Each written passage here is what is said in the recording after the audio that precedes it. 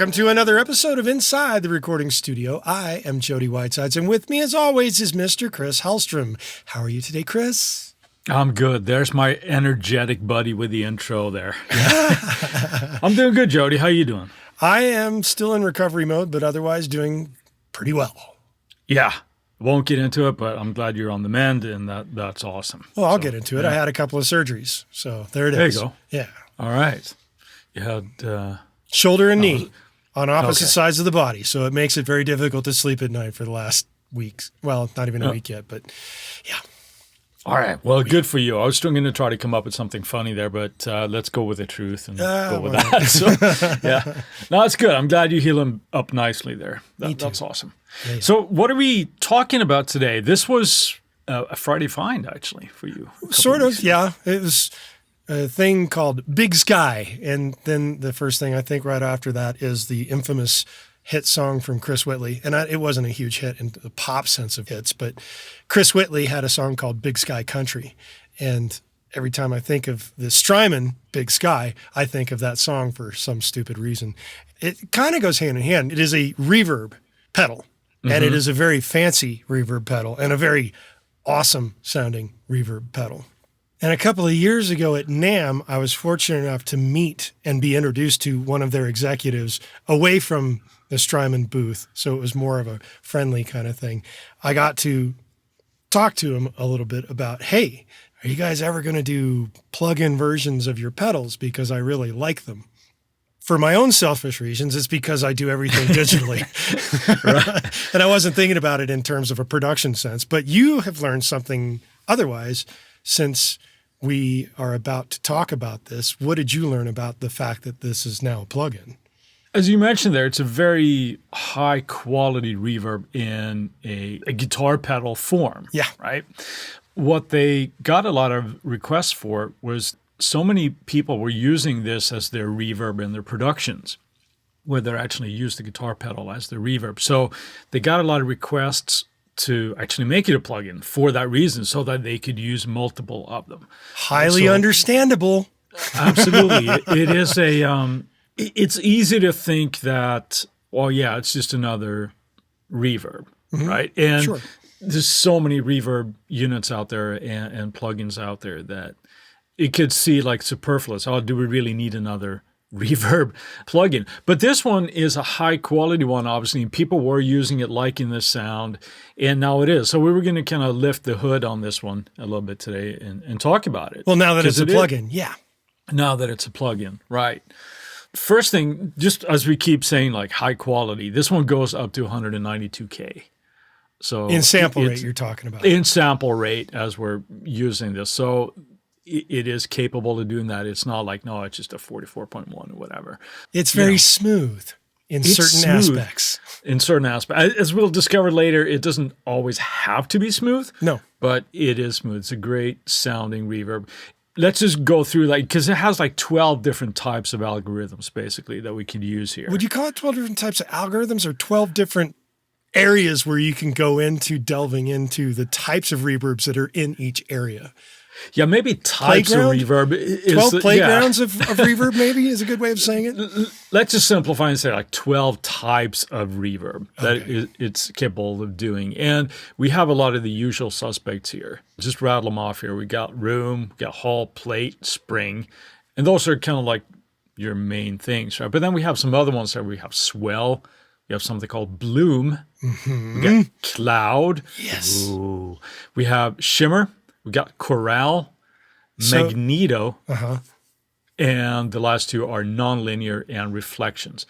A lot of different types of reverb that we can get out of this. And we're going to dig a little bit deeper on a few of these as we go on.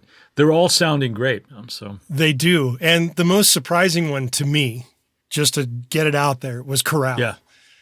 That one was like very, very interesting. And within that particular ballpark of reverbs that they have, and I realize this is on the pedal too, but you know, when you see it in the plugin form and you get to play around with it and just instantly start switching things, it's kind of like, oh, dude, that's kind of cool. Yeah. Because I started playing around with it, the chorale version on snare drums. And boy, what a character that starts throwing around on a snare. I bet. Yeah. Yeah, no, we're going to do some tips here later on in the second half of this. The first one that I went to because I really liked that sound and I had a feeling that it was going to be exactly what it was, and that's the shimmer. Because I have a feeling that there's another plugin called very similarly, but it has a different manufacturer in front of it. That I really theory like. is that somebody from Strymon worked at Eventide. That's my speculation. I have no basis for that other than that sound, because to me that's the sound. And I remember when I heard it the first time. It was a personal story here. When I was still attending MI, Vivian Campbell came and performed at the school. Right. And they were doing this track, and after this song, he actually says, like, hey, if anybody wonders where the keyboard player is, he's in my H3000, right? And it is that patch where it has this regeneration and pitch shifting thing, and it does that so well. But again, we're going to dig in deeper on that. But that was the first one I went to. I'm like, yep, that sounds just like it. That sounds freaking awesome. Any others that kind of struck you as cool? Yeah, there are a few things. I was playing around with these and trying to find unusual sort of applications for these, I guess the best way I could say it. I like Magneto. I think that's really cool. I'm going to second you on that one.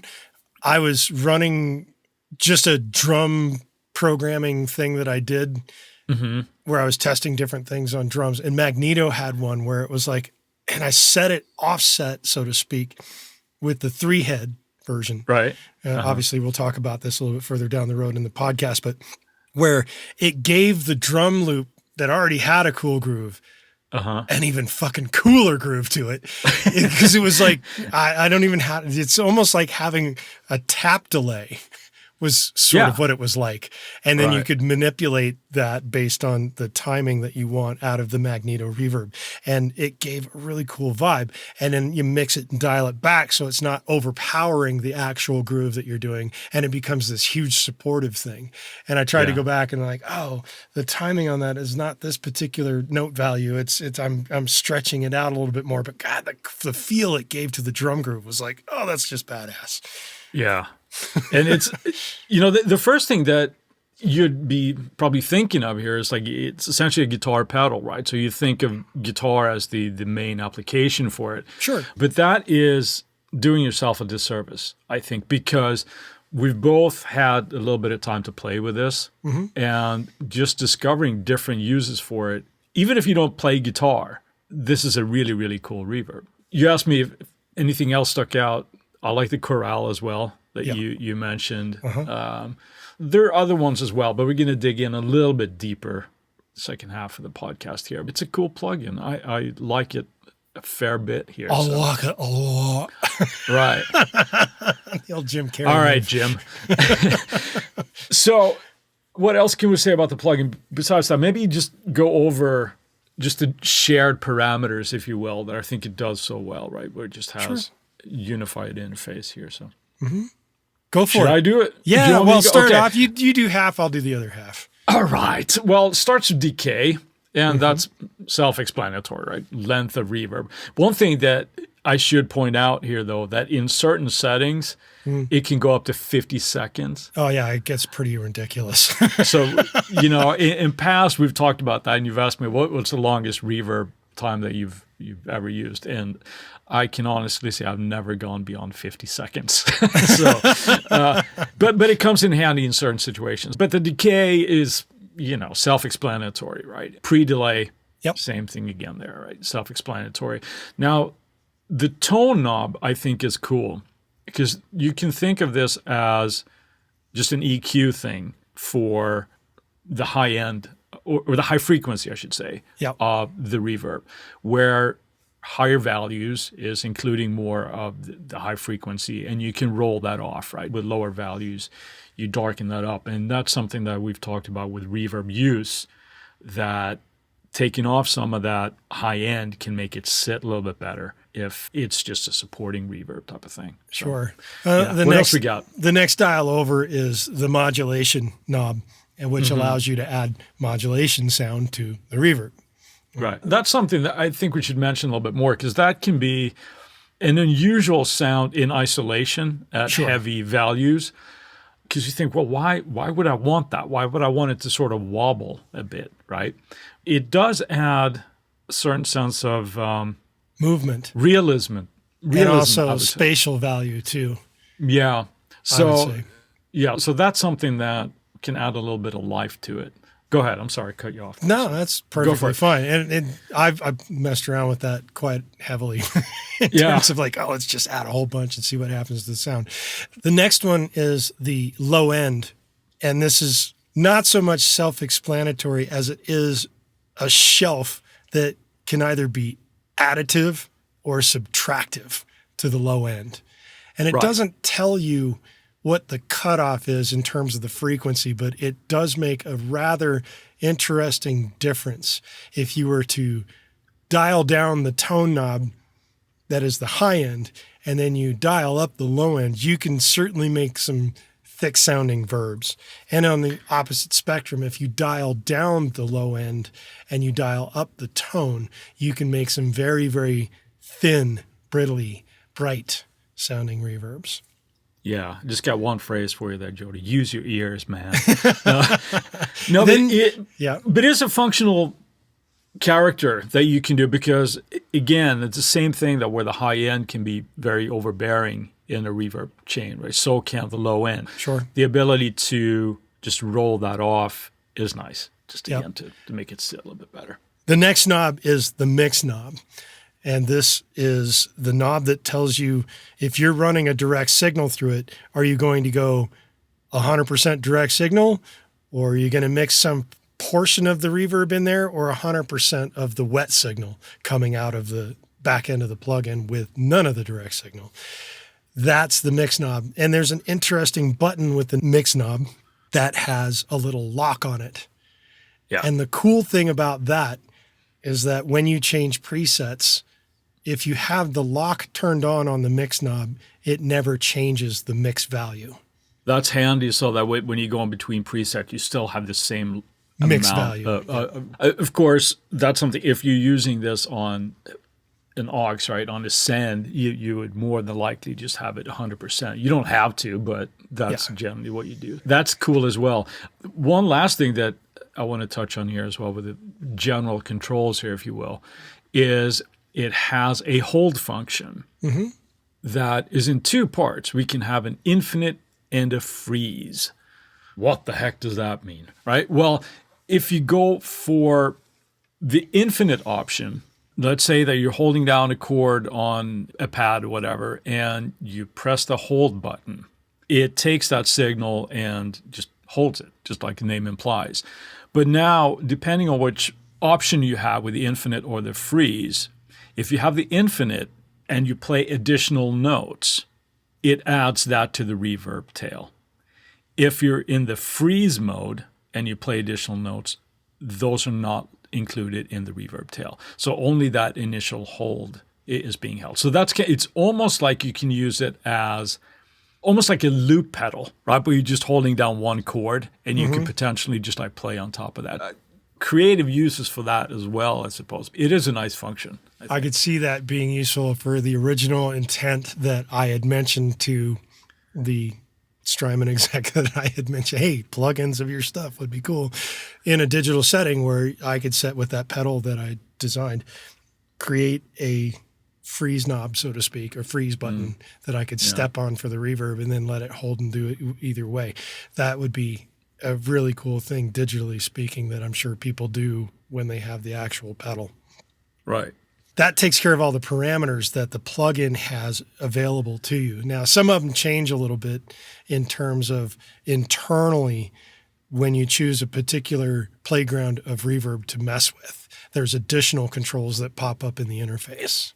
Yeah, they're sort of exclusive to that type of reverb. So that it's really simple to kind of use. I hate that phrase, oh, it's simple to use, because it implies that everybody's a freaking idiot, right? But we are. Well, we're musicians, right? It's simple to get good results, and a lot of it is relatively self-explanatory. And if it isn't, it's documented in the manual. So Read the fucking manual, folks. That's right. And with that, we're going to take a word from our sponsors. And we're back. Right now, Chris and I are going to do a little bit more of an in-depth dive in a couple of these reverb playgrounds that are part of the BigSky from Strymon. What's the first one that you want to talk about? I want to go into is the cloud. And I think you mentioned that at the top. That's a really, really cool one. So many of the other ones here, we could have a 4-hour podcast talking about all these different ones. Right. So out of courtesy to you, we're not going to do that. Also, some of them are, we all know what they sound like. We know what a plate sounds like, and these are all great reverbs. But the cloud, I thought, is really, really cool on synth pads. It just gives that nice, big lush, just like the heavenly chorus opens up, right? Like it would imply. It's not even the clouds part, and all of a sudden angels sing. Yeah. No, so it's really, really nice for, let's say that you're doing a lot of soundscapey type of stuff, right? For keyboard pads, that type of a thing. That's where I used it, and I thought it worked really, really well. Now, you mentioned just before the break here that certain parameters appear as you're changing the modes, right? Yep. And here we have a diffusion parameter that shows up. The best way to think of a diffusion, I think, is the more diffusion value is you're softening the reverb. You can think of it as having padding in a room type of thing. Well, I don't know if I'd think of it as padding in a room. Well, my way of thinking that the echoes, if you will, in the room. The ping-pongy value of initial hits. Everything gets softened with a higher value. So when we're dealing with this, in this case of the cloud, makes it smoother. With a higher setting. Right, with a higher setting. It's great for that kind of stuff. I had great success with it on pads and that kind of thing. It's hard to hear that effect. One thing I did was like, it can be a little bit weird to hear that if you have just a big lush chord and you're dialing up the diffusion. It's like, okay, I don't really hear much of a difference here. but one way to kind of hear what you can do is that if you try it on like a single percussive hit, perhaps, so like you're just hitting a snare or something, you will definitely hear what that is doing. So it can get it cleaner. It still sounds great, even at lower values, but that's the first one that I kind of like, okay, this is really, really cool. So I wanted to dig in. What about you with that one? Have you... With the cloud? Anything? Yeah. Anything that you'd like to add to that? Or no, I think you explained it pretty well. Obviously, with the diffusion thing, I messed around with how the big wash of spatialness that you can get out of the cloud playground. Right. What did you use it on primarily? Was it also like synth type of stuff, or did you try it on other things? No, I tried it on various things, and where I noticed, as you were saying, you take a percussion hit. So I was specifically trying the snare in a drum situation on all of these reverbs, just to hear what they would do with a very percussive sound. And cloud is kind of interesting on a snare with a high diffusion pattern and with a low diffusion pattern. Is you can get it very ping-pongy, or you can get it very kind of like washing and going a bazillion different places with one hit kind of thing. Right. Cool. What's the next one that you mentioned? Chorale. I did. Or chorale, or chorale, or I think it's chorale. Choral. Yeah. Yeah, choral.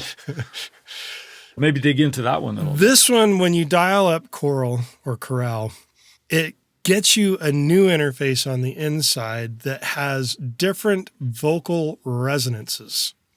And there are various vowels, oohs and ahs and kind of things.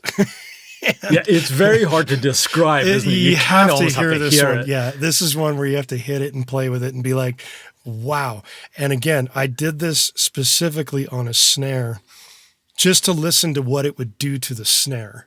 And I can see myself using this in an upcoming production that I have just on the snare drum, because it is so much fun to hit this and have this reverb thing come back and be like, ah, or ooh, kind of thing when you hit it. And it's like, that's really interesting that it does that. It's like, oh, and you can, I think there's about 8 different vowel sounds that they have.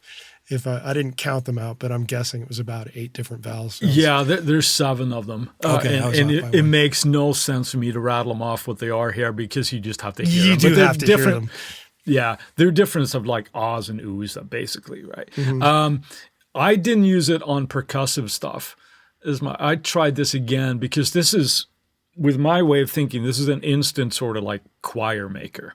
Sure. Right? So again, I did it on the synth pad, and I ran the signal completely wet. I had it on a bus, but I took out the source essentially, and getting it's a choir. Like you're just playing a choir, right? And would it become close to saying that it's kind of like a vocoder? No, because it's not to me quite it's not. It's not a vocoding effect. No. Yeah, it just sounds like people singing ooh and ah, depending on where those resonances are set. And again, here we have a couple of different levels of this, I suppose. In this, it goes from like mild to medium and high, right? And that's essentially how it pushes those resonances in different frequency spectrums, which tricks us into hearing that it's actually oohs and ahs and that kind of thing. It's not like going to sound like a live human classical choir. No, not at all. In like an isolated setting, but it's going to do wonders probably if you have it in a track and you want to have those kind of like oohs and stuff. It's certainly going to add something. It can definitely give the ear candy of like, what the what? Right. Yeah. And if you were braver than I was and tried this on percussive stuff. Yeah. No, and it's fun. Well, I mean, it sounded really fun. I was like, that's kind of nifty. Right. Yeah. Next one for me was Shimmer that I mentioned off the top. Yep. For me, that H3000 sound. This is one of those things when I am definitely thinking guitar. It doesn't have to be, but a clean guitar going into this would sound amazing with these big ringy chords that are going to, even if you're like a picking part. It does that by having like 2 pitch shifters essentially in it. Yep. So you get 2 new controls when you dial up Shimmer is essentially what it is. Yeah, you get that in the amount as well. The pitch shifting here, I think, is really, really cool. It goes from down an octave to up 2 octaves. So you can get that super high-end Shimmer. Yeah, exactly. And everything in between that, it doesn't just step in octaves. It does every half step. It goes in seconds, right? And not in seconds as in time, but in harmonic seconds. So, minor second, major second, and so on. Now, it has another feature that I think is really cool. In between just doing the half steps, if you will, you can set it to plus or minus 10 cents. So you can get that slightly detuned flavor to it. Exactly. I thought this is a great way to possibly add width or thickness to a single source. Like let's say that you have a vocal perhaps even that you can do that with. I wouldn't go super crazy with the amount then maybe, but you'd have to play around with it. It's a really, really cool thing for anything. Really. I mean, if you want to add that sound, if you like that sound, I do. I'm a big fan. So 2 thumbs up for Shimmer for me. But, I gave it 2 thumbs up to it. It does sound really cool. The only thing that I kind of wish that it would have, and I'm assuming that they could add this in at some point, when you have a stereo version of the plugin, it would be nice to be able to pan the 2 sides, so to speak, and put them somewhere else in the stereo field. Right. Another thing that would be cool, but you'd have to obviously specify certain parameters here, and I don't think it's possible at this point, would be if you set it up for, not an octave, but let's say that you have it set for thirds or whatever. And to have it follow the key is what you're saying. Exactly. That would be really, really cool. But you'd obviously have to specify that. So it's not intelligent now. It's just if you have a third up, it's going to stay a major third or whatever you have, right? Whether that's in your key or not. That would be extra cool if you're Steve Vai or because he used to do that a lot on like Passion of Warfare and stuff. So Shimmer, what's next? Magneto or Magneto. Would it be Magneto? Well, Magneto sounds like a villain, right? Yes, it does from the Marvel universe. So Magneto. Right. This is the idea behind this one, and this was fun because I already mentioned it. It's like having additional playheads on a tape machine that you're playing back on and getting the echoes or reverb from the playheads, Right. which allows you to create a very different type of reverb sound that almost is like tap delays or stutter steps of some sort when you do whatever you're running through it. It's an interesting effect. And like I said, I ran a drum loop through this and started messing around with the different head playbacks and stuff and trying to figure out the timing and whatnot to make it groove with the drums, which is where I found it to be rather interestingly cool to run the entire loop rather than just a single drum through it and have it just thicken up the groove in a very, very different way. Now, obviously, there's more to it than that. There's also a modulation wheel that goes in there that kind of becomes like your tape delay, wow and flutter kind of thing. Yeah. And then this also has a diffusion knob in it as well that allows you to smooth out the effect so it's not quite so ping-pongy, ping, ping, ping, ping kind of thing. Yeah. This was one that I probably would experiment with the most because Right? I think you can get so many different sounds out of it. One thing that I noticed that I thought was really, really cool was, as you mentioned, it has 3, 4, or 6 playheads on it, which means that if you essentially get 3 repeats, 4 repeats, or 6 repeats of the signal. Yes, and they all span within the actual time frame. Because 3, you're hearing them pretty obvious. 4, they sound like they get squished, and 6, it sounds like you're on a repetitive EDM kind of thing. But this is cool though, because I discovered that the tempo of that is set with a delay time. See, I didn't mess around with it enough to know that. So you could actually sync it to whatever it is, if you know the tempo of your song, which you obviously do, but then just figure out the delay time because that's in milliseconds. Mm-hmm. So you can do that. And one thing that I noticed that this is probably not the way that you're thinking of it as a reverb plugin or reverb effect. If you have a single hit, let's say a snare drum in this case, could be any note, a bass note, whatever, and you bring down the diffusion to negative values. Well, then it becomes like individual hits. Yeah.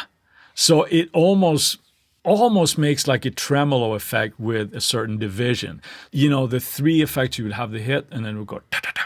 You hear 3, right? And then 4 and so forth. Out of courtesy to your listener, I'm not going to try to emulate that sound in my mouth. But you can also have it spaced out even or uneven. So it's a little bit of pushing and pulling of the timing of the repeats as you get. It's a very, very cool effect. I think you can do some really, really interesting experimental stuff with this because it's almost like one thing I did as well was I was just playing around with this, right? If you hit that snare and with a low diffusion setting and 3 or 4 hits doesn't matter. But then if you modulate the delay time to speed that up, you almost get the feeling of a snare roll as you do that. Ooh, look at you. Yeah. I didn't mess with it that way. That sounds like it would be fun. Yeah, it was pretty cool. So I like that a lot. And I see that as a great tool for experimenting and coming up with different sounds when you would traditionally not think, oh, reverb. Right. But you can do more kind of stuff with that. That's the main ones that I kind of wanted to go over. Did you want to touch on any other ones that we have there? No, well, there is one particular reverb playground, so to speak, that has the dimensions of what it is in size. Whether it's the rectangle or the oblong or the square, or it goes like horizontal and vertical. And it has a representation in the interface of whatever it is that it's doing, and it looks like a little dot. And I'm assuming that that's where the microphone is supposed to be. Right. And then you can actually move in the interface of that rectangle where you want the source to be coming from, so to speak. And that moves it around. And that is pretty cool. I messed around a bit with that, and that was like, oh, that's pretty badass. Yeah, no, I'm glad you bring that up because that was going to be my pick as well, to add something else, because this is the reflections, right? For those that don't have the plugin in front of you. Just like you said, you kind of like you're moving the source or the pick, the microphone, I suppose, from the source in the room, and you can place it in different places on an XY axis.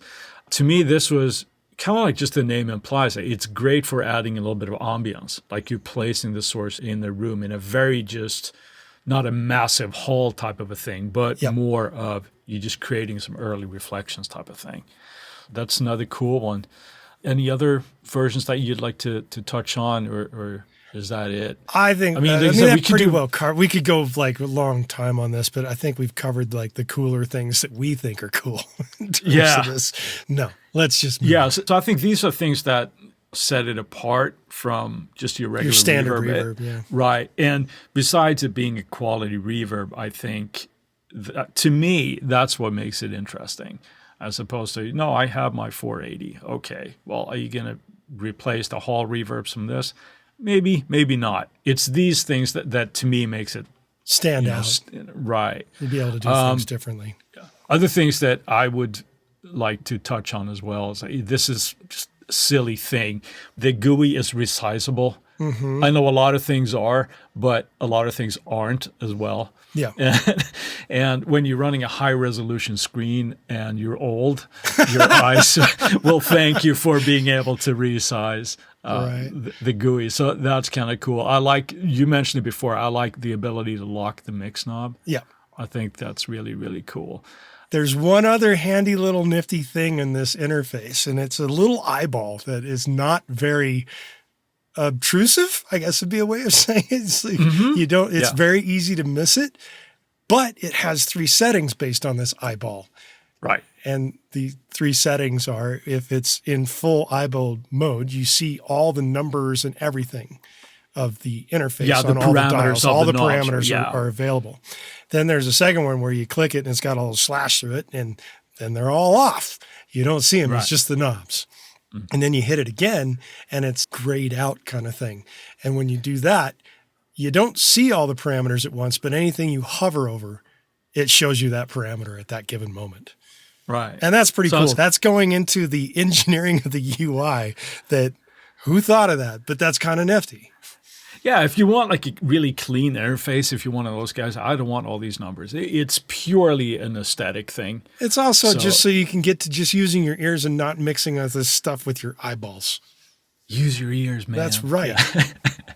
Yeah. No, it's cool. I liked it. I like this plugin a lot. So are you saying that's 2 thumbs up from you? Yeah, I would give it 2 thumbs up, definitely. Yeah. Right. What about you? I'll go with 2 thumbs up and a couple of toes, too. Ooh, lofty praise from Mr. Whitesides. Yeah, I like this reverb. It's a lot of fun. We're going to move on to our Friday finds. Chris, what you got this week? This is something that I used to be not super picky about, and it's bass amp sims. Well, it's because you're not a bass player per se. Well, but I just thought that a lot of them sounded so good. Until this week. When he found the worst sounding one ever. No. Quite the opposite, actually. I think I have a new favorite bass amp sim, and it's Neural DSP, which I really like their stuff. I use their Soldano amp sim for my guitar work a lot these days. But I tried the Dark Glass Ultra. It sounds amazing. It is really, really cool. It can do everything from sort of like face-melting, distorted bass tones to just really, really clean stuff. It just does it all, sounding really, really good, at least to my ears. My Friday find this week has to be Dark Glass Ultra from Neural DSP. And it comes in 2 different flavors because these were actually modeled after boxes. And they sound really, really, really good. That's my find this week. Sweet. What about you? Okay, I'm going to be like Monty Hall. And for anybody who doesn't know who that is, you'll need to Google that. And I'm going to choose. Okay, give me a second. I'm just going to Google this. Which means there are 3 doors. And you're going to choose 1, 2, or 3. And depending on what number you choose is what my Friday find will be this week. This sounds a little bit like you're trying to sneak in multiple choices. I'm not going to. I'm just going to give you one choice. I'm going to go door number 3. Door number 3. Main stage has just been updated by Apple. Okay. Nice. You're a main stage user? I am a main stage user. And the interesting thing about this update is it has taken all of the pedals in the pedal board plugin and has allowed the individual user to now take individual pedals out of the pedal board as their own plugins. Okay. I don't know why you'd want to do that, but now you have that option. I was going to say, did we want that? I don't know. So actually, it seems like kind of a nifty idea. It's just odd. I've never thought of wanting that, but they have done that now. That is the main stage update. They say that there are additional bug fixes. What they are, they don't really tell you. There's performance enhancements and bug updates to main stage this week as of the recording of this podcast. Does it do timeline yet? Oh, no, it does not do timeline yet. And my understanding is Apple will never do that. That's unfortunate. It is unfortunate, but that is just the unfortunate reality of main stage. All right. While we've got your attention, we ask that you go to InsideTheRecordingStudio.com and sign up for our mailing list. Doing so will get you weekly reminders about the Tuesday tips when they come out, and will make sure you don't miss any future episodes of this lovely podcast. Send us an email at goldstar, GOLDSTAR, at Inside the Recording Studio with the phrase Big Sky, and you'll get something cool back in your inbox. If you have a topic or suggestion for Chris and I to explain in a future episode, contact us at the contact page and we'll put it into consideration for a future episode. With that, I'll say, see you next week. Have a good one, Jody, and thank you so much for listening, everybody.